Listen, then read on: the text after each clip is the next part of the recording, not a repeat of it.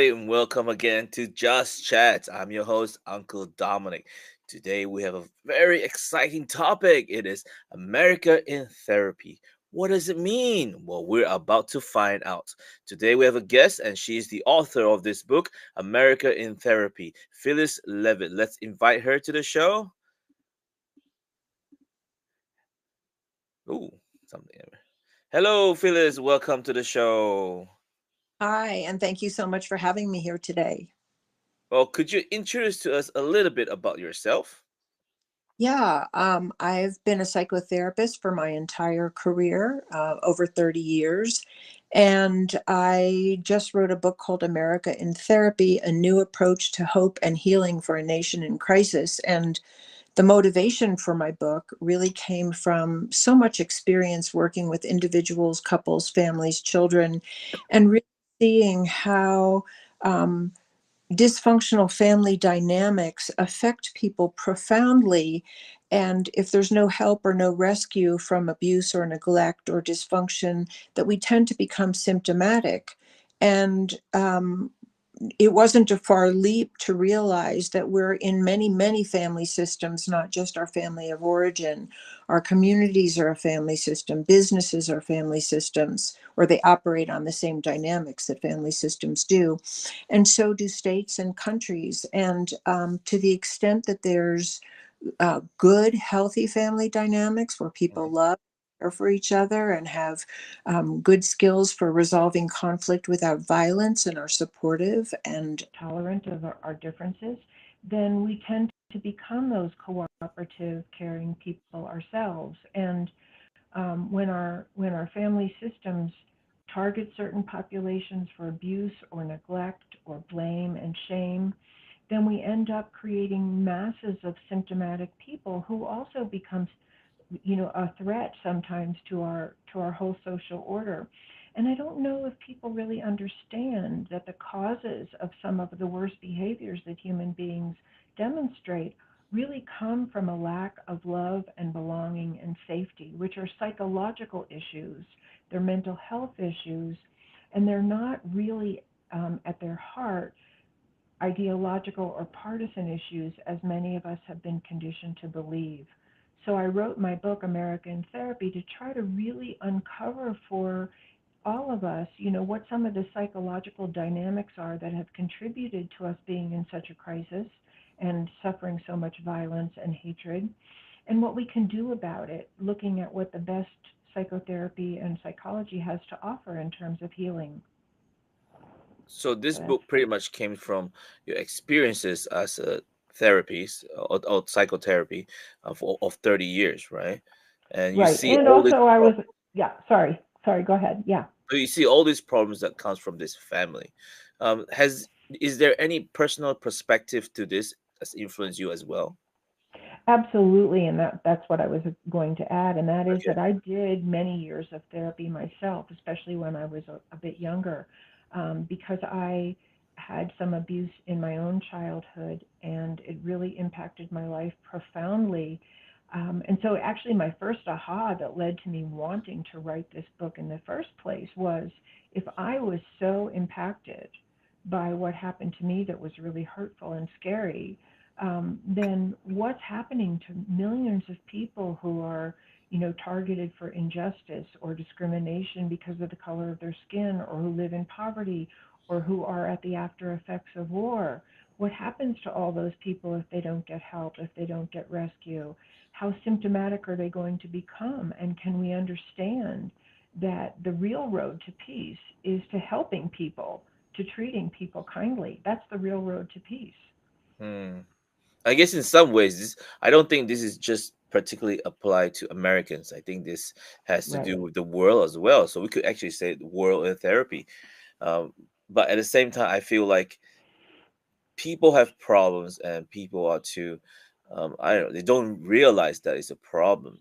And most of Right. the time, they wouldn't know unless they are so desperate enough to actually go to a therapy. Most people would not actually go to therapy themselves, mainly because we are unsure what it is in the first place. Right. And so, two things I want to say, because your first point was very well taken.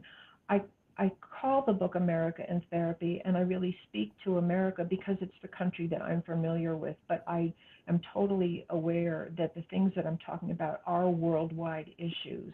And I hope, and many of the podcasters that have contacted me are from other countries. So I think people are beginning to recognize that the mental health aspect of what is hurting us is really coming to the fore of our attention on a more global level. Um, and then I forget now what the second part of your question was. Can you repeat it?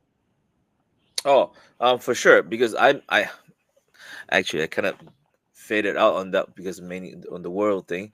Um, I believe that most people have these problems mainly because they're Oh, right. afraid to go to therapy. And Mm-hmm. those that actually go to therapy are actually uh, probably forced into or really, really needed it.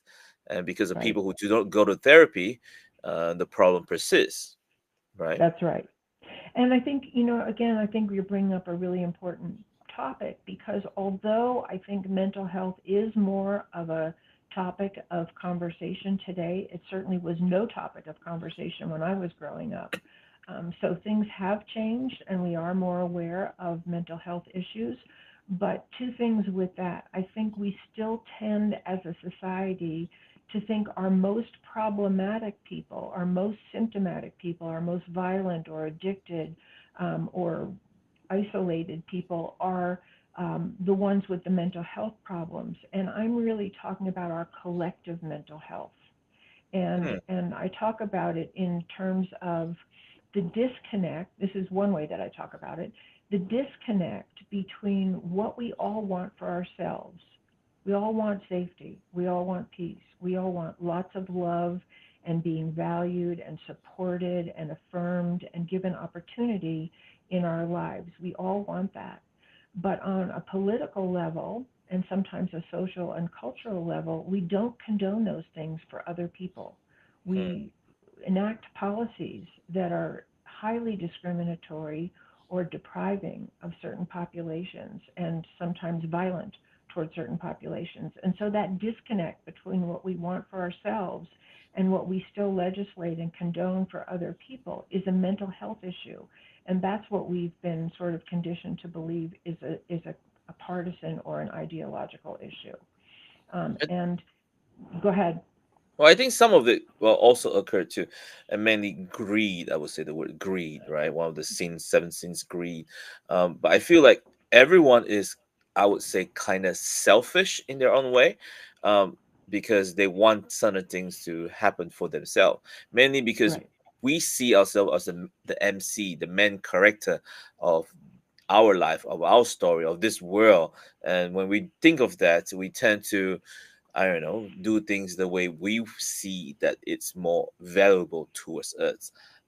If we speak about this for new families, young families out there, um, of course, when they started, they will have some conflicts between their relationships between their spouses.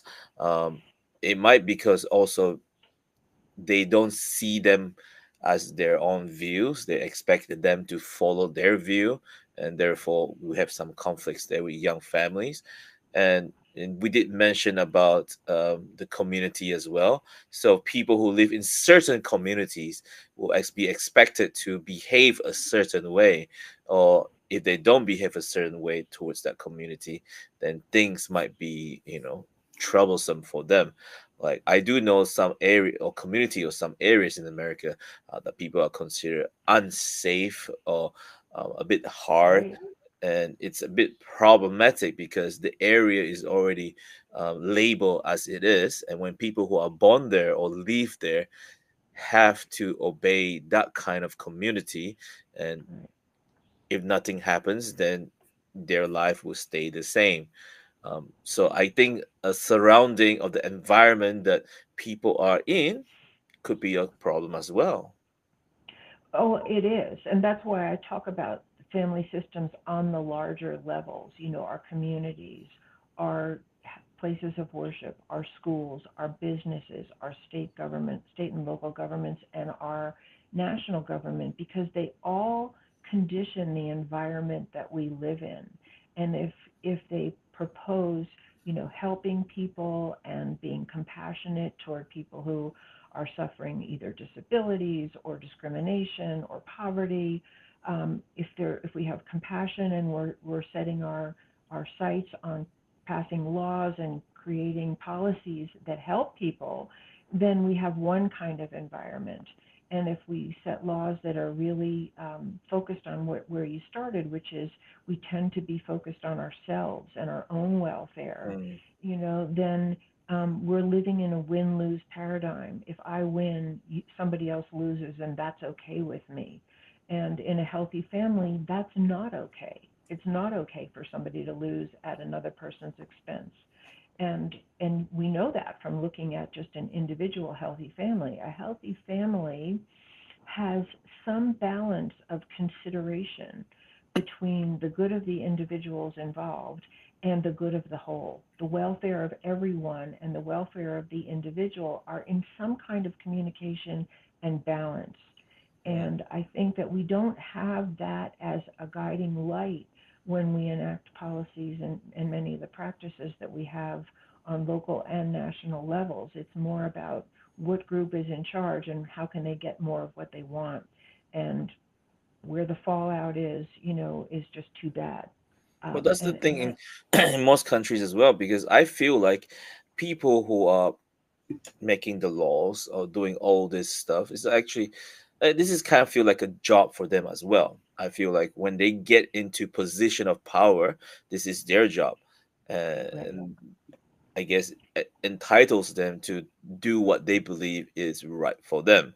And obviously, most of these people who are in this position probably not have not come from um, poor families or families who are struggling that's out there, and therefore they do not understand totally what people are going through.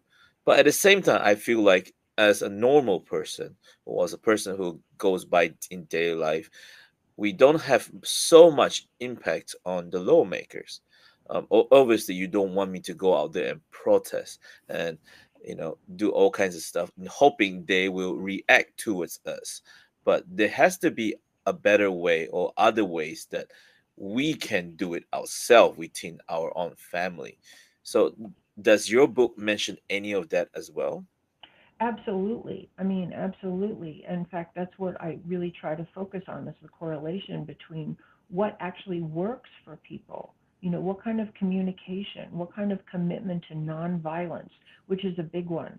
You Hmm. know, when if there's an atmosphere of violence or threats of violence, people don't feel safe to advocate for themselves often, or the ways that they advocate for themselves engage in violence and force because they're pushing up against, a resistance. And in a healthy family, people sit down and talk and they're committed to working it through. And they know that they're not going to, each person is not going to necessarily get every single thing they want. But there's a balance between what I want and what I think I need, what you want and what you think you need, and what actually works for the whole system so that one person's focus on themselves doesn't become the whole focus of the family, which is what happens a lot of times in larger institutions. A person, as you said, gains power and control, and the only lens they're looking through is their own, which leaves a lot of other points of view out. And we kind of know from many of the studies that have been done or stories that people have been told that a really good leader listens to everybody, brings people together to the table, is excited about other people's contributions, can delegate power for the good of the individual and the whole. And unfortunately, and I think it's a sign of mental unwellness, often people who get into positions of power on any level become addicted to power and control, and they want more and more and more. And they isolate themselves to believe that only what they think is the right thing for all people. Mm. These are not healthy family dynamics. This is not good mental health. None of us has the answer for everyone. And we do better, and we know this in our own lives. If you've ever worked in an office, you know that you do better working with people who want to collaborate with you who respect you, who listen to your voice, and who know that you will listen to theirs, and who want to work together with you for some greater good. And I think that's been lost to a large extent in our country. That is true. That is so true because in any level at all, as long as you get certain kind of power, some people feel they're entitled to it. Right. I'm not gonna say I'm not part of it before as well. I just felt like if I was given some kind of power, I have a little bit more authority to it, and I feel like the way or experience that I have gained, I know what's better, but sometimes I do need to listen. And I feel like there are people out there who are in workforces and doing certain things in offices, leaders of, they should have listened. But at the same time, I feel like how can I do better instead of listening to these leaders? Because if I go forward and you know portray myself, give them advice about it, they're not going to listen to you. And this is the same thing as in a family as well. If a family, I wouldn't say if it's a man or a woman, but maybe a father or a mother. I think mostly happen between a father who feel that it's his responsibility to be the head of the family. But in most cases, that is kind of untrue right now. Like in the family, it should be run together between a husband and a wife, between a father and a mother, as equal as you can. But most of the time, it's always one-sided, and when that happens, who listens to who. And Right. Right. And I I would think, use go metaphor of ahead. saying paper, scissors, stones. They're both rocks. Rocks against rocks. It's gonna be, you know, Right. clashes. So, and But if I it's think rocks against scissors, then one person is gonna overwhelm the other. So, what you brought up is a really good point, and of course, it's way larger than anything we can go into depth in today. But I think, what we need is a much greater collaboration between the masculine energies and the masculine active and assertive energies, and the feminine receptive and kind of nurturing energies. And in a healthy family, you do have that balance and that union, whether it looks like, the mother and father are working together and they honor what each brings to the table, or they know how to embody more of the opposite qualities in themselves. Like, part of what we know from the field of psychology is that as people heal, as people get better, or people who have grown up in a healthier family environment, they have a balance of masculine assertiveness and action, and feminine receptivity and nurturance in themselves. And that's part of what creates mental health. And we're desperately in need of that balance, in people who are in positions of great authority and power. And oftentimes we don't see that. And, um, and and oftentimes women are put down for their nurturing, receptive qualities, when we're all in desperate need of that. And an overbalance of the assertive qualities becomes often warlike and mm, aggressive. And that's what we see not only in America, but all over the world. that is true. That is very true. Um, Most of the time women are being put down, or are not listened to, and this has been going on for generations and generations. Even now, I believe it has there are improvements in this area where women, or gender equality, I would say, Mm-hmm. makes it even better and improve. But unfortunately, I don't think it's completely there. I think it's still pretty much almost one-sided sometimes. Like in Mm-hmm. certain areas or certain workforce where they feel like certain gender is much more better than the other. So I wouldn't say that women are put down most of the time now, but some men are as well, because of some women Mm-hmm. who are in Mm-hmm. power, take abusing the power itself. Now, I'm not gonna side on any either side, but I'm gonna say it's generally because how people react to certain things and create the environment they see that actually makes it how it is, and it's terrible.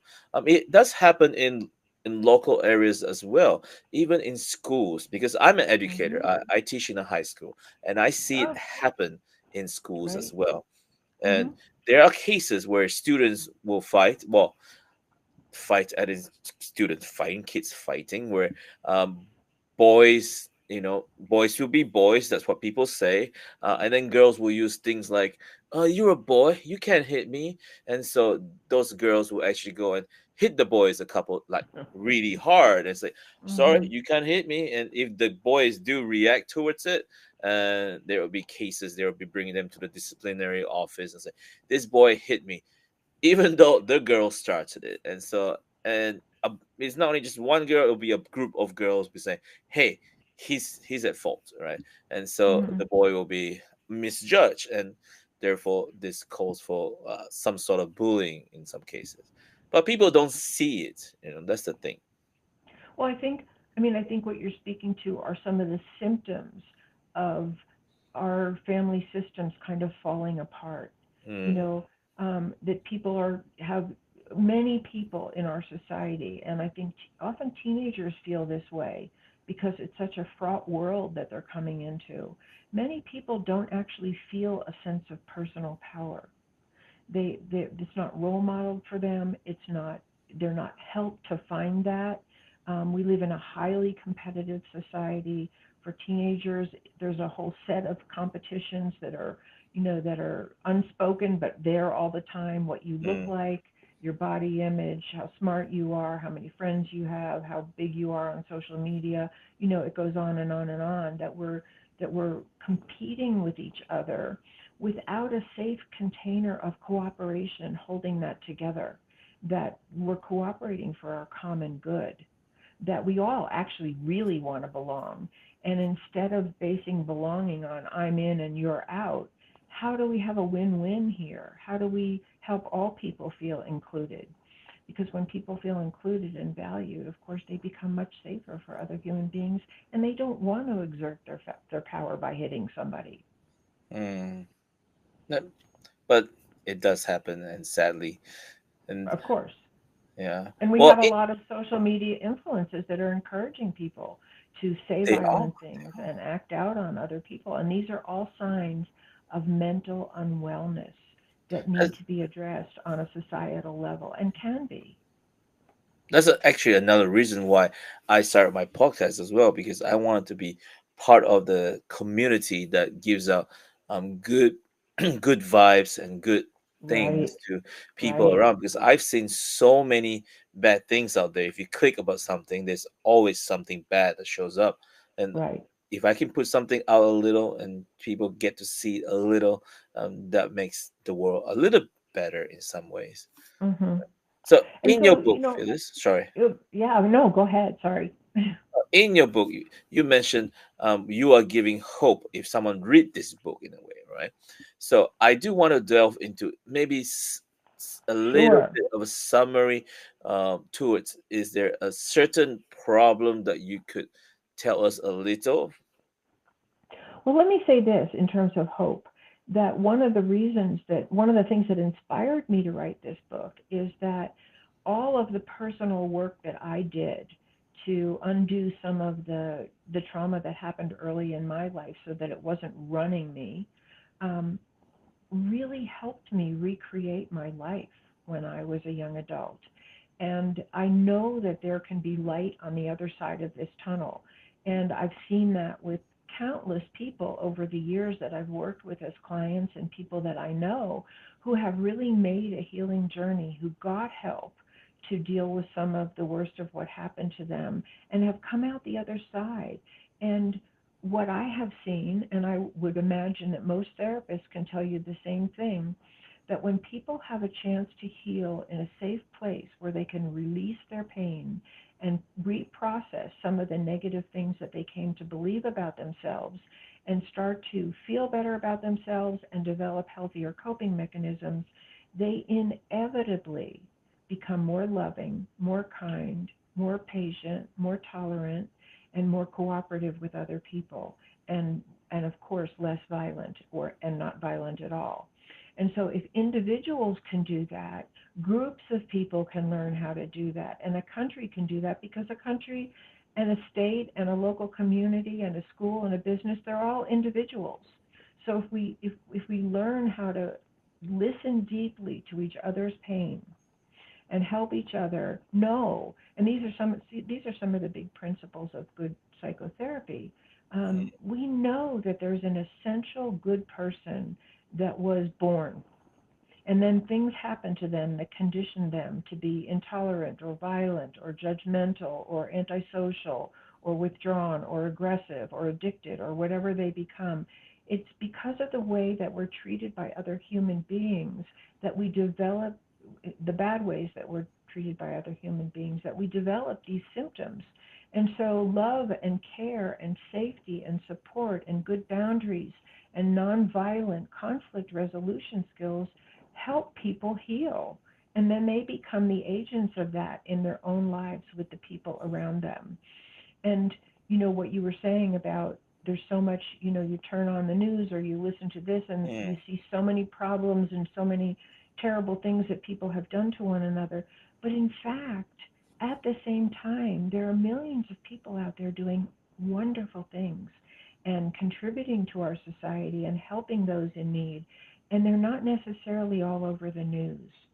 And I think that's one of the sad things about our culture is that we sort of feed off of the violence. We feed off of who got put down next and who was exposed as a bad guy, rather than okay, maybe that person did some terrible things, but could we look and see what happened to them that set them up to be criminals or to be greedy or to be abusive?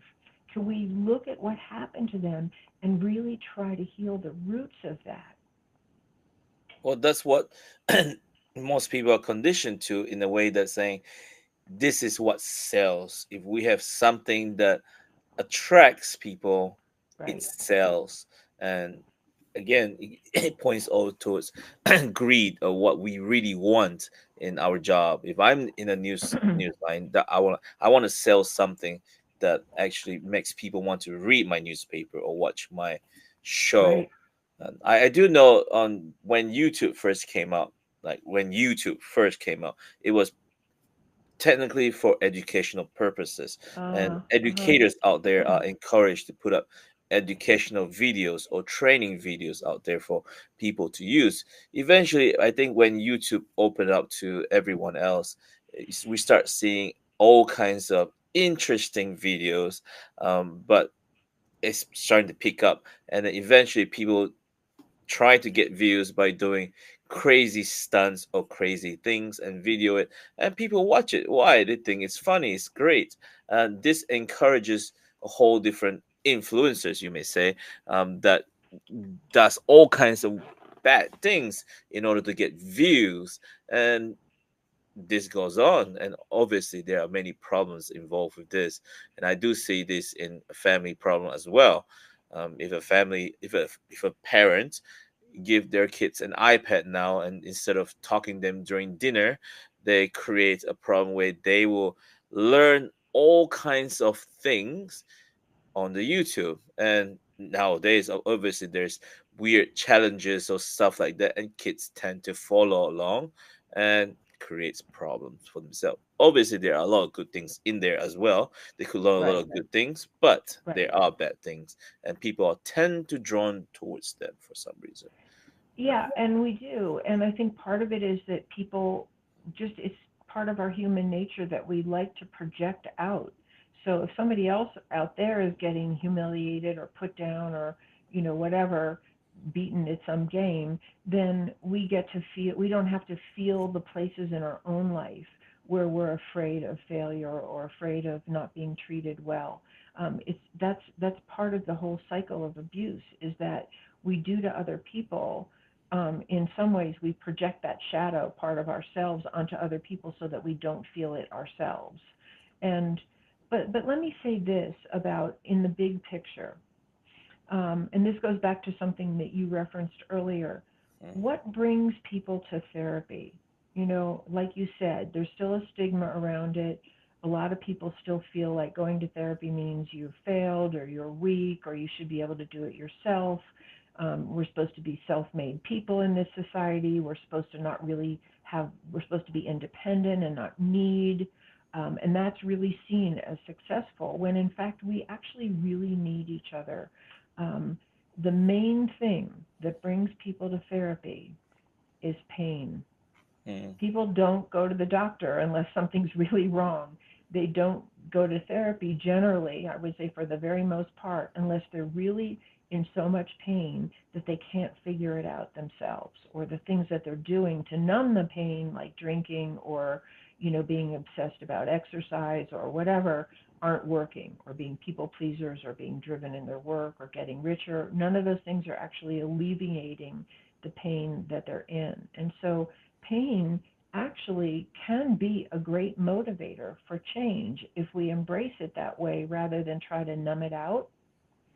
And my feeling, and this was also one of the main reasons why I wrote this book now, is because we have a lot of pain in our social structures. We have a lot of people suffering terrible discrimination, terrible injustice, terrible poverty, terrible bias because of their sex or their sexual identity, and the list goes on of what people, and as a therapist of well over 30 years, I can tell you that the average person that I saw who was, a functional person who was going to work, raising their kids, had extracurricular activities, had friends, were still suffering often from child abuse, from loveless marriages, from emotional abuse in their homes that was hidden behind closed doors. And there's a lot of pain in a lot of people. And I think we tend to want to deny it or hide it, and it's mushrooming actually in our social mm, structures today in America. With one of the biggest ways that it's obvious is all these mass murders of people that the murderer doesn't even know. It's not like they're angry at that person over there. They're just enraged and in so much pain and so disconnected from their own humanity and their own feelings of connection to other people that their rage explodes on completely innocent people. And I think we have to look at that. Is the pain being generated? And that's just the tip of the iceberg. Um, that we're looking at in our society, can it call us to help people instead of put them on display, as the next news story? Can it inspire us to actually look at what's going on in the family of America that is producing more and more people who are so enraged and powerless and disconnected from themselves and others, and help them? Can we put our resources toward helping families, toward providing for children, providing therapy for more people, helping communities that are poor, with housing and education and medical care? This is what I see, mm. helping people. I can see it happening. I do think that there are some governments in America, whether local or national, they do actually help a lot. But in some cases, like I did mention again, some people do not want to be helped or felt like you don't know any better than I do. I know my life. Um, in terms of saying this in a Western culture and an Asian culture, in Asian culture, people tend to keep to themselves, and therefore most people would definitely do not want to go to therapy because they think that telling your problems is actually telling people your weaknesses. But in the Western culture, is a bit more open. People tend to want to share the problems out. Um, and hopefully get some answers out of it. But at the same time, there are people in the Western culture who feels like I know things better, and this is the way my life goes. I don't need you to interfere in my life, even if the governments try to help, and that is also a problem. Um, it's kind of a hard fix. I feel like there are problems out there, and sometimes the government try to help, and when it fails, they back out of it, and they feel okay, this doesn't work. Let's not do this again. It'll be a waste of taxpayers' money or something. We should not do this. We should do something else. And so the problem will therefore will not be solved. That's what I think anyway. Well, I think in a family, if you have very symptomatic children, for instance, and a lot of family therapy that we've done as therapists over many, many years has shown that if you have highly symptomatic children, chances are that there are problems with the parents. They're not Mm, getting along, there's conflict, they're never home, there's addiction, there's whatever. And most of the children that I saw in my practice early on, in which I focused on working with children, I would say 99% of the children I saw were symptomatic because of conflict between their parents. There wasn't really anything wrong with them.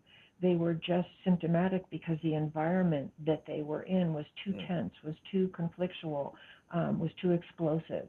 And so I think we need to know that many of our symptomatic people in our society are suffering from conflict on very high levels. And we see that a lot in the news now. I mean, politics seems to be out of control in terms of putting people down and violent rhetoric and, all the threats that are bandied about and are in our face all the time. And we're the people in the family of America who are affected by that. mm. And I can tell you from my practice, I started my practice, I think I saw my first client in 1989. And it wasn't Oh, until, yeah, it wasn't until the 2016 election year that I ever had people coming to therapy talking about how traumatized they felt about the politics in our country mm. and frightened and awake at night and scared about what the elections would bring and what the changes would be. And 2016. yeah, yeah. And so we're the family of America, and we both have, as long as we have the right to vote, hopefully we can vote for people who have values that are based in helping people and peaceful conflict resolution. And if we don't vote for those people and we put people in power who are really invested in winning a battle and claiming control for themselves, then that's what we're going to get. Well, I can't comment on that because I don't live in America, but I do believe, I Okay. do know that most people at that time as well, now I wouldn't say traumatized, but more like they're afraid of what America will do, and when they get because of the president, and mainly because America almost dictate what happens around the world, Mm, in some sense, in some cases, and so people are also kind of afraid what might happen because it's kind of into the unknown. Um, and so, and there are cases where people say, "Oh, we gotta pick the lesser of evils," and I'm thinking that shouldn't be the case in most ways, but no. unfortunately, it is the case in a lot of times. Even in countries like Taiwan as well, when we had our elections, um, people are saying this presidential candidate is not appropriate, it's not great. What about the other one? Obviously, the other one is not great as well, so both is not great. But why are they up there? Well, there's not much choices that we can make. And so here comes the thing, pick the lesser of evils, right? But I feel Yeah. like in some cases, when it reaches to this, we shouldn't bother too much about politics when we can work on it on ourselves. And I understand the point of view where parents, systematic children, pretty much is when parents do something, children will see and children will learn and children will do. And the environment that they are in makes them feel like, so this is how the world works. And sad thing, this is how it is. Because I think when parents have some depression in some ways or mental illness and they have no means of getting help, or Right. they do not want to spend the money to get help for themselves because they can use this money for different things like food on the table or a new car for the house. And then when this involves, parents have to choose either one. And this is where it happens again, the lesser of evils. If you choose the wrong one, but at least that's how it is. And Mm, people will blame it as this is my life. I have no choice. And kids will learn this as well, and this is a problem that I also encountered in my life. And I try to change it in the way to my mindset of saying, this is an experience that I've got, and I have to learn from this experience. right. And Speaking on a lower level, my kid recently had a breakup, and it was actually pretty bad on him because I think this is his first love, and obviously this is not so great for him. He doesn't know how to handle it. And when I try to approach him to talk about it, again, people do not want to listen to you, and of course they push you away and thinking Mm-hmm. they know it better. But that's how it is. And I try subtly in a lot of different ways through my podcast as well, to mention that everything happens for a reason and there is an experience to it. We just have to get it, learn from it, and in 5 years time or 2 years time or maybe a couple months time, we'll see things in a different light and see things in a different view, and then we can make better focus or better judgment on what is going to happen in the future. And I Well, feel that. Yeah, I think sorry. he's very lucky to have you for his dad, because whether he takes your advice or not right now, he's having the experience of having a father who really cares for him, who wants the best for him, who's communicating his own wisdom and hard-earned knowledge from your own life to your son, and that goes in whether he takes your advice or not right Mm, now. And you probably have had this experience. I know that I have. Like, things that I heard early on in life that I might not have been able to apply have stayed with me and come back to me at times when I needed them. And so what and the second thing that I think that you have to offer that I think is so great, which is part of what I think the best healing work really encourages, is that we learn from what happens rather than judge ourselves or blame other people. Can I just learn from this? Can mm, I become a more loving person? Can I become a more cooperative or peaceful or open minded or whatever person myself? And because it does generate out. And so when you come back to the ultimate question, I may have no control, and I don't have any mm, control over the next election. I don't have any control over what laws, this particular Congress is going to pass. I do have control over myself. I do have control about how I handle myself in conflicts in my life, or how I relate lovingly or not to other people. And the more of us that understand that our power actually lies in who we are for other people and who we are for ourselves. And if we need healing work, that we feel totally good about going to get it, because if we've been hurt by other people, we deserve to have some healing around that. We deserve for to sure, find safe definitely. people. And then we can ripple out, and that's what grassroots is about. We can ripple out in our influence the very best we can. I think one of the tragedies of the overwhelm of the violence and divisiveness in politics today is that too many people feel powerless to do anything at all. And they Mm, just want to hunker down and take care of their own life because that feels like all they can do. And we all can be a source of love and belonging and cooperation and peace for other people. You don't have to be a therapist to do that. You can smile at somebody. You can ask them how they are and really listen. We can all be there for one another, and that's the grassroots answer to the changes that we want to see. definitely, definitely. We all definitely need to help each other because the world is definitely not in a good place. It needs healing, and everyone needs to put in some kind of effort. And even though in the smaller scale, it's still an effort.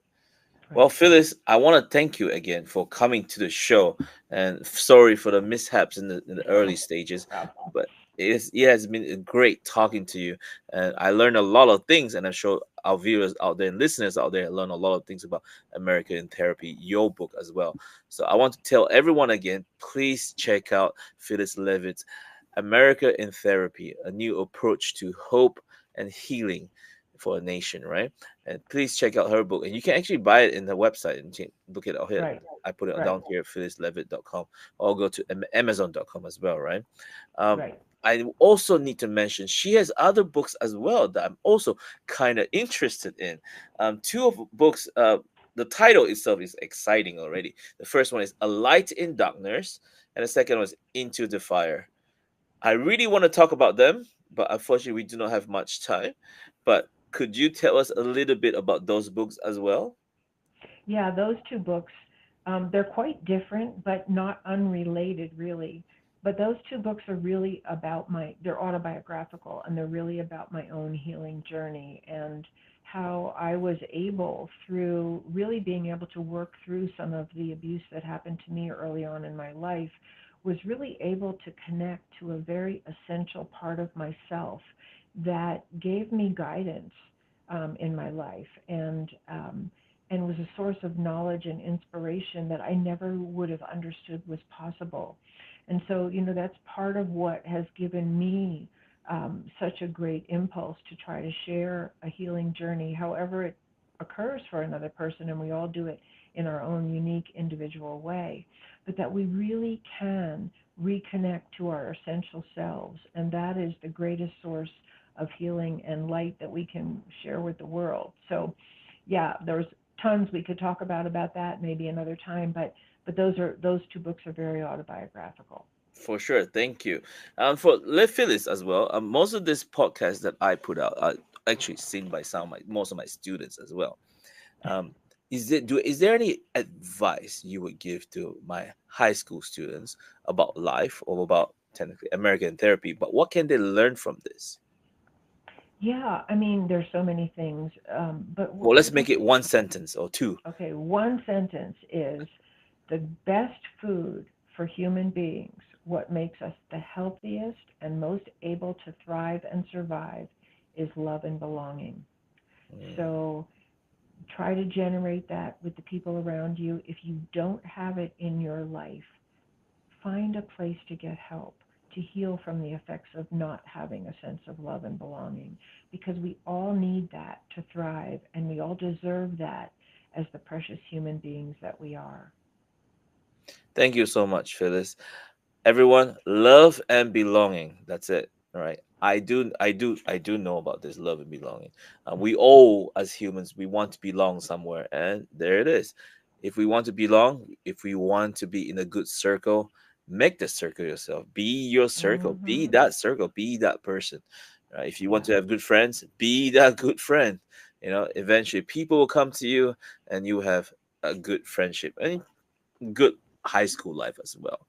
Well, Right. thank you again, Phyllis. Thank you for everyone who's watching the show.